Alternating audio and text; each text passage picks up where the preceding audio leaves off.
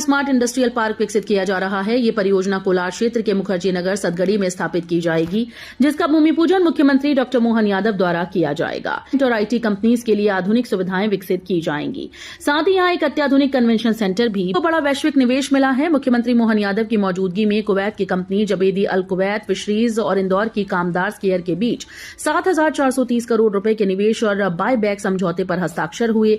ये समझौता MP एकीकृत मत्स्य उद्योग नीति पूरे जिले में 2500 करोड़ रुपए की defence and aerospace manufacturing unit की नींव रखी गई। कोलारस के पास पाली क्षेत्र में बनने वाली ये फैक्ट्री 3 साल में तैयार होगी।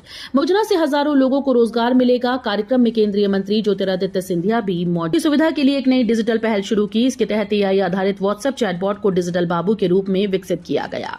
ये चैटबॉट सरकारी सेवाओं की जानकारी देने, ऑनलाइन आवेदन कराने और आवेदन की स्थिति बनाने में मदद कर रहा है। कलेक्टर शिवम वर्मा के निर्देशन में शुरू की गई इस सुविधा का लाभ महज 15 दिनों में 2,900 से ज्यादा लोग। माफियाओं पर अब प्रशासन हाईटेक निगरानी के जरिए शिकंजा कसने जा रहा है।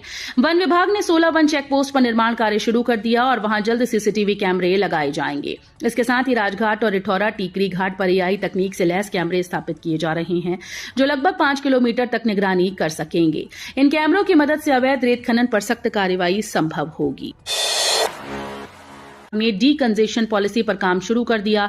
इसके तहत गूगल मैप से मिले पीक आवर डेटा के आधार पर सबसे ज्यादा भीड़ वाले स्थानों की पहचान की जा रही है।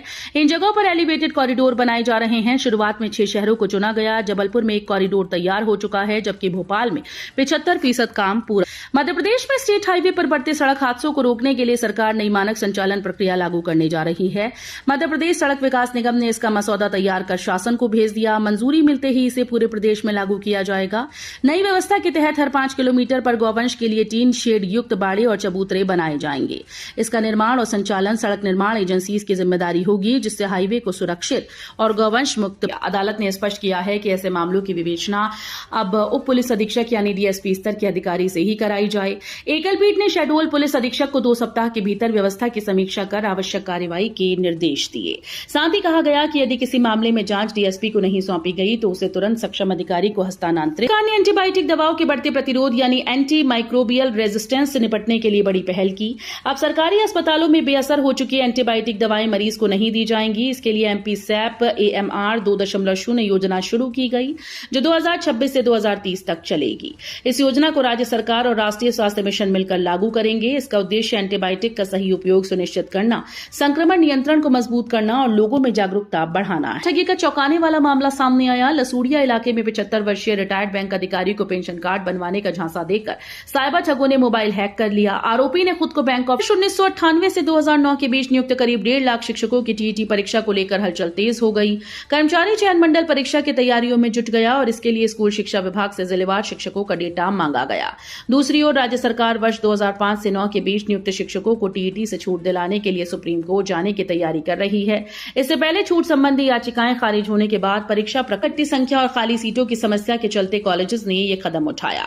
पिछले 10 साल में प्रदेश के 58 निजी इंजीनियरिंग कॉलेज बंद हो चुके हैं। वहीं सरकारी कॉलेजेस में अब भी 80 से 90% की समिति खरीदी कोटा के कारण उन्हें मंडियों में MSP से 1200 से 1500 रुपए कम दाम पर मूंग बेचनी पड़ रही है। वहीं कृषि मंत्री अहमद सिंह कंषाना ने किसानों की मांग केंद्र सरकार तक पहुंचाई।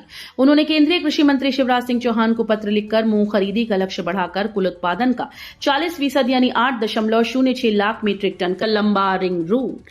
मध्य प्रदेश के जबलपुर शहर में जल्द ही विकास 114 किलोमीटर लंबा आउटर रिंग रोड बनाया जा रहा है। ये परियोजना शहर के चारों तरफ आधुनिक परिवहन नेटवर्क तैयार करेगी, जिससे ट्रैफिक दबाव कम होगा और कनेक्टिविटी बेहतर बनेगी। अधिकारियों के अनुसार अक्टूबर 2027 तक इस महापरियोजना को चरणबद्ध तरीके से पूरा कर लिया जाएगा। रिंग रोड बनने के बाद जबलपुर महाकौशल क्षेत्र का बड़ा ट्रांजिट और आर्थिक में छात्राएं कॉलेज से निकलकर शास्त्री ब्रिज चौराहे पहुंची और चक्का जाम कर दिया। करीब 1 घंटे तक चले प्रदर्शन से शहर की ट्रैफिक व्यवस्था प्रभावित रही और लंबा जाम लग गया। छात्राओं का कहना है कि मौजूदा यूनिफॉर्म पूरी तरह से ठीक है, फिर नई यूनिफॉर्म अनिवार्य। प्रदेश में वक्फ बोर्ड के पुनर्गठन के साथ एक ऐतिहासिक बदलाव देखने को मिला। राज्य सरकार ने बोर्ड में पहली बार 2 गैर मुस्लिम सदस्यों की नियुक्ति की, जिसमें इंदौर के मनोज मालपानी और गुना के राघोगढ़ निवासी अनिमेश भार्गव शामिल हैं। इसके साथ ही सनवर पटेल को दोबारा से अध्यक्ष बनाया गया है। सरकार का यह कदम पारदर्शिता और सुशासन की दिशा में महत्वपूर्ण है। कोतवाली पुलिस ने 3 आरोपियों को गिरफ्तार कर उनके पास से 87,700 रुपए के नकली भारतीय नोट बरामद किए। हैरान करने वाली बात यह है कि ये तीनों आरोपी इंदौर में रहकर नीट परीक्षा की तैयारी कर रहे थे। पुलिस जांच में सामने आया कि ये गिरोह पिछले 4 से 5 सालों से सक्रिय था और अब तक बाजार में 10 से 15 लाख। तेजी से बढ़ता स्वास्थ्य संकट बनता जा रहा है। विशेषज्ञों के अनुसार देश में करीब 9.9 लाख बच्चे इस बीमारी से प्रभावित हैं। ये एक ऑटो इम्यून रोग है जिसमें शरीर का अग्नाशय इंसुलिन बनाना बंद कर देता है। ऐसे बच्चों को जीवन भर इंसुलिन पर निर्भर रहना पड़ता है। विशेषज्ञों ने समय पर पहचान, नियमित जांच और जन जागरूकता को बेहद जरूरी बताया। साथ ही सरकार और समाज से मिलकी मिसाल। उज्जैन में 2028 में होने वाले सिंहस्थ कुंभ को देश का पहला ग्रीन कुंभ मॉडल बनाया जा रहा है। इसमें पर्यावरण संरक्षण को प्राथमिकता दी, जो की खुदाई पूरी हो चुकी है। योजना के तहत सिंहस्थ क्षेत्र की 114 किलोमीटर लंबी सड़कों को हरित मार्ग में बदला जाएगा।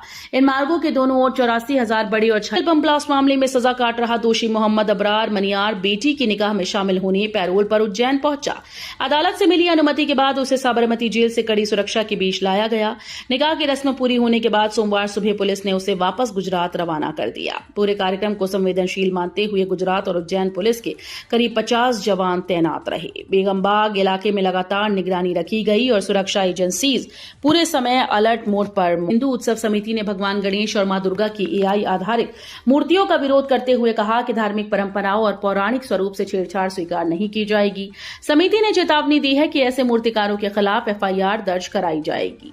साथ ही आयोजकों से अपील की गई कि केवल शास्त्र सम्मत और पारंपरिक प्रतिमाओं की ही स्थापना की जाए। हाल ही में जारी रेड अलर्ट के बावजूद जिले में केवल 6 मिलीमीटर बारिश दर्ज की गई, जबकि रविवार के येलो अलर्ट के बाद भी बारिश नहीं हुई।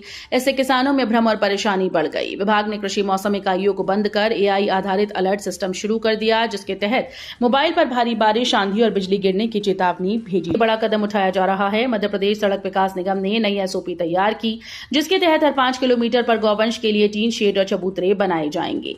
बारिश के मौसम में सड़कें जल्द शासन की मंजूरी मिलते ही ये योजना लागू कर दी जाएगी। इसका उद्देश्य सड़क सुरक्षा और पशु संरक्षण दोनों को मजबूत करना है।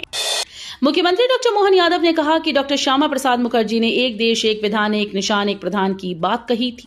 उनके इस संकल्प को साकार करने के लिए राज्य सरकार इसी माह समान नागरिक संहिता लागू करने की दिशा में आगे बढ़ रही है। समाज के हर वर्ग के लिए कानून एक जैसा होना चाहिए। हिंदू भाई अगर एक विवाह करता है तो दूसरे धर्म में भी यही व्यवस्था होनी चाहिए।